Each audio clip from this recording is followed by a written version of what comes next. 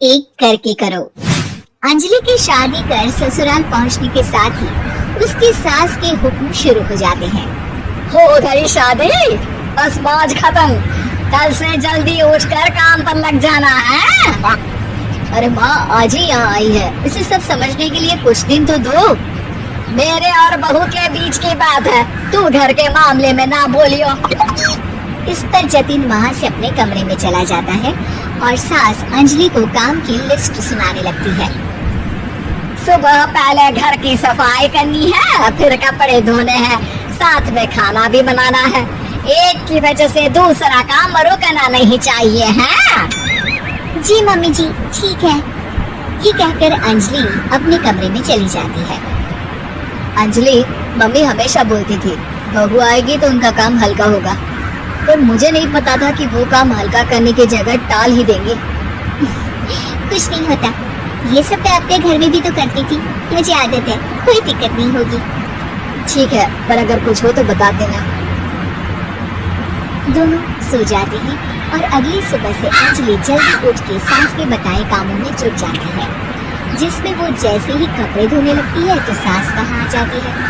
अरे सुनो, ये कपड़े ऐसे नहीं धुलेंगे, सबको डिवाइड कर फिर एक एक करके अलग अलग धोने हैं। क्या एक एक कपड़ा अलग करके? एक बार में सुनाई नहीं देता क्या? वही बोला है मैंने, लग जाओ काम पर हैं? सास की बात मानते हुए अंजलि एक एक करके कपड़े धोना शुरू करती है, जिसे करते हुए आधा दिन बीत जाता है। अरे रे, सुबह से कब दोपहर हो गई पता ही नहीं चला, अभी तो खाना भी बनाना है। अंजलि भागते हुए रसोई पे जाती है, जहाँ उसकी सास पहले से ही उसे खड़ी होती है। खाना बना लेना, देखो पहले पकोड़े तल दो और एक एक पकोड़े अलग अलग तलना, नहीं तो कोई कच्चा कोई पक्का रह जाता है।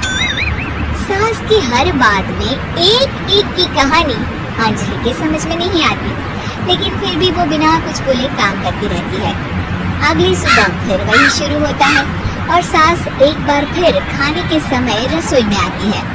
आज क्या बन रहा है? वो जतिन ने भिंडी की सब्जी, रोटी और धनिया की चटनी बोली है, इसलिए वही बना रही हूँ। अरे वाह जी वाह, बढ़िया है, पर भिंडी एक एक करके धोना, फिर टोवेल से पोंछकर एक एक करके ही काटना, साथ ही धनिया की पत्ती भी एक एक करके ही धोना। अरे पर मम्मी जी। अरे क्या पर, सफाई का ध्यान रखना आता भी है या नहीं है? मैं ये सब सबकी हेल्थ के लिए ही तो कर रही हूँ ना, और तुम अर्रा पर्रा करती रहती हो हैं? सास की बातें सुन अंजलि हैरान रह जाती है। मैं तो सिर्फ सोचती थी कि जानबूझकर मेरा काम बढ़ाने के लिए ये सब करती हैं, पर ये तो काम बढ़ाने के साथ परेशान भी करना चाहती हैं। मैंने इनकी कौन सी बहस खोल दी जो इतनी दुश्मनी निकाल रही है? क्या करूं? अब अंजलि सास की बातों और हरकतों के बीच फंस जाती है। काम के लिए मना भी नहीं कर सकती, नहीं तो जाने कौन सा ड्रामा खड़ा कर दे। पर अंजलि तुझे कुछ तो करना पड़ेगा। इतनी देर में जतिन भी वहाँ आ जाता है। अरे कौन ड्रामा खड़ा कर रहा है और क्या करना पड़ेगा? जतिन की बात सुन अंजलि सोच में पड़ जाती है। इन्हें सच बताऊं या नहीं? पर अगर ये गुस्सा हो गए तो? वैसे भी अपनी माँ से बहुत प्यार करते हैं, फिर उनके खिलाफ कुछ सुन कैसे लेंगी?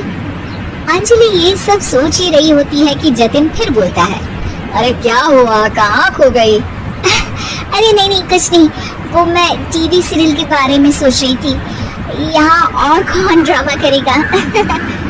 अरे तुम भी ना, चलो मैं चलता हूँ। इसके बाद कुछ दिनों तक अंजलि सास को सबक सिखाने के लिए अलग अलग प्लान सोचती रहती है, पर उसे सास के एक एक करके काम करवाने की आदत बंद करने का कोई तोड़ नहीं मिलता।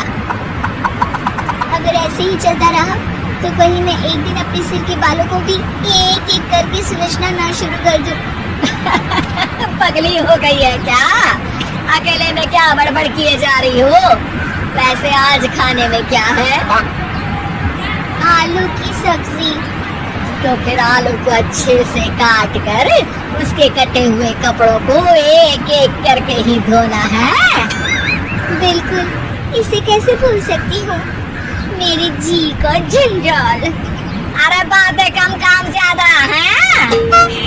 अंजलि एक बार फिर सास के कहे अनुसार काम करने लग जाती है, जिसमें सब्जी बनाते हुए उसके दिमाग में एक आइडिया आता है और वो सास को आवाज लगाती है। मम्मी जी सुनिए जरा, इधर तो आना। अंजलि की आवाज सुन सास रसोई में आती है। अरे क्या हुआ, क्यों गला फाड़ कर चिल्ला रही हो? कुछ नहीं, वो सुबह कपड़े धोने की जल्दी में नहाई नहीं थी और अब शाम की पूजा भी करनी है, तो आप जरा सब्जी देख लीजिए ना, तब तक मैं नहा कर आती हूँ। अंजलि सास को रसोई में छोड़कर नहाने चली जाती है। इसी तरह देखते देखते 4 घंटे बीत जाते हैं, लेकिन अंजलि बाथरूम से बाहर ही नहीं निकलती, जिसे देख सास उसे आवाज लगाती है। अरे बाथरूम में ही समाधि लगा ली क्या? यहाँ सब्जी बनकर ठंडी भी हो गई और अभी तक तेरा नहाना खत्म नहीं हुआ। मम्मी जी जैसे आप कहती हैं ना, मैं वैसे ही एक एक करके अपने बाल शैम्पू कर रही हूँ। तो अभी 3 घंटे और लगेंगे, तब तक काम और जतिन को खाना सर्व करना आप संभाल लेना। इस तरह अपने नहले पर बहू का दहला देख सास शॉक्ड रह जाती है, जिसके बाद से घर में एक एक करके करने का आलाप बंद हो जाता है।